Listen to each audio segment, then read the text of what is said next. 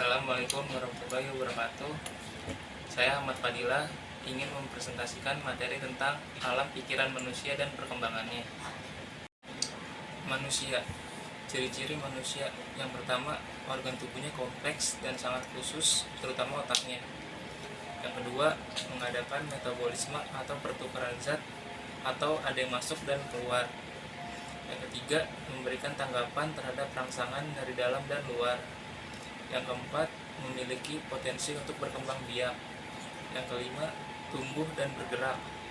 Yang keenam, berinteraksi dengan lingkungannya. Yang ketujuh, sampai pada saatnya mengalami kematian.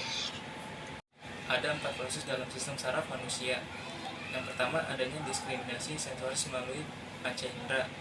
Yang kedua, adanya regulasi pelayanan kebutuhan dan perilaku melalui perubahan emosi.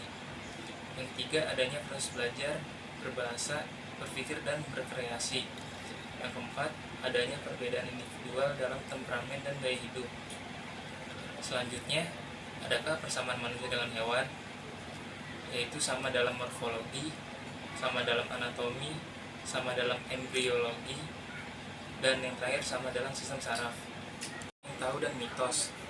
Mitos merupakan cerita yang dibuat-buat atau dongeng yang pada umumnya menyebut tokoh kuno seperti dewa, manusia perkasa, yang gunanya untuk menjawab keterbatasan pengetahuan manusia tentang alam. Pengetahuan tentang mitos disebut juga mitologi. Mitologi banyak muncul dalam zaman prasejarah. Contohnya ada 3, yaitu mitos sebenarnya, cerita rakyat, dan legenda. Perbedaan manusia dengan binatang, yaitu manusia dapat berpikir, yang disebut juga Homo sapiens. Manusia dapat membuat alat, yang disebut juga Homo faber. Manusia berbicara, yang disebut juga Homo longuens. Manusia hidup bermasyarakat, yang disebut juga Homo socius. Manusia dapat berdagang, yang disebut juga Homo economicus. Manusia sadar ada kekuatan di luar dirinya, yang disebut juga Homo religius. Perasaan rendah sifatnya biologis, yang dimiliki oleh binatang. Contohnya yaitu rasa lapar dan rasa seksual. Perasaan luhur sifatnya rohani yang hanya dimiliki oleh manusia. Contohnya yaitu cinta kasih dan tanggung jawab. Perkembangan sifat dan pikiran manusia. Pertama, masa bayi 0-2 tahun, periode sensori motorik. Pada periode ini perkembangan kecerdasan bayi sangat cepat. Yang kedua, masa kanak-kanak 3-5 tahun, periode praoperasional, dorongan keingintahuannya sangat besar, sehingga banyak yang menyebutkan masa ini sebagai masa bertanya. Yang ketiga, masa usia sekolah. Pada usia 6-12 tahun, periode operasional nyata, anak sangat aktif, ditandai dengan perkembangan fisik dan motorik yang baik. Merupakan masa tenang karena proses perkembangan emosional si anak telah mendapatkan kepuasan maksimal sesuai dengan kemampuan. 4. Masa remaja. Pada usia 13-20 tahun, periode operasional formal merupakan masa perkembangan konflik baik dengan diri sendiri maupun dengan orang dewasa. Yang kelima, masa dewasa.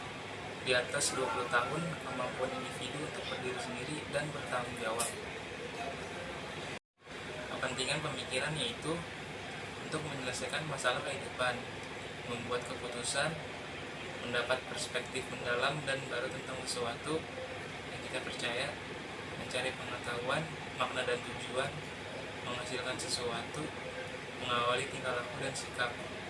Jadi, perkembangan alam pikiran dapat disebabkan karena rangsangan dari luar atau tanpa dorongan dari dalam atau rasa ingin tahu.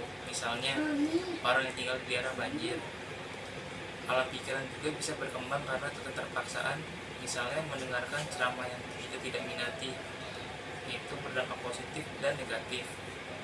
Tetapi alam pikiran manusia berkembang dengan cepat dan baik, terutama karena rasa ingin tahu atau dorongan dari dalam, seperti yang sudah dijelaskan sebelumnya. Sekian presentasi dari saya, kurang lebihnya mohon dimaafkan. Terima kasih.